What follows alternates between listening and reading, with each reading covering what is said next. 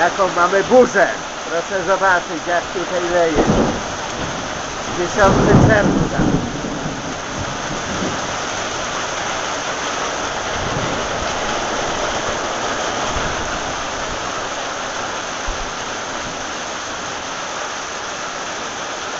Pięknie leje, pięknie, coś wspaniałego.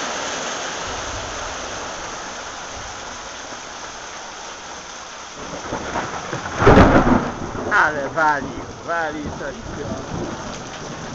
Co? Blisko. No.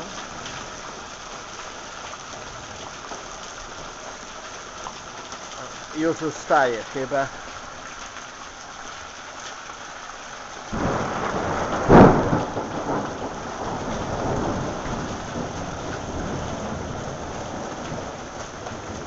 A taki ładny był dzień dzisiaj rano, słoneczko świeciło i po południu też jeszcze, a teraz nagle się zachmurzyło i burza. Który dzisiaj dzień jest?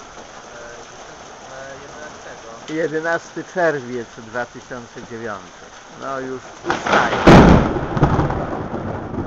No walnęło chyba w nasz las. Chyba w nasz las walnęło.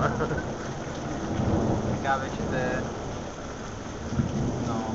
kuski i baranki się nie straszą. O, jak wali.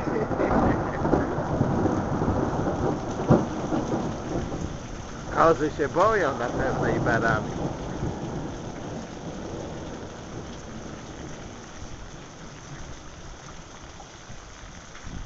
No to na razie koniec, może chyba się już tego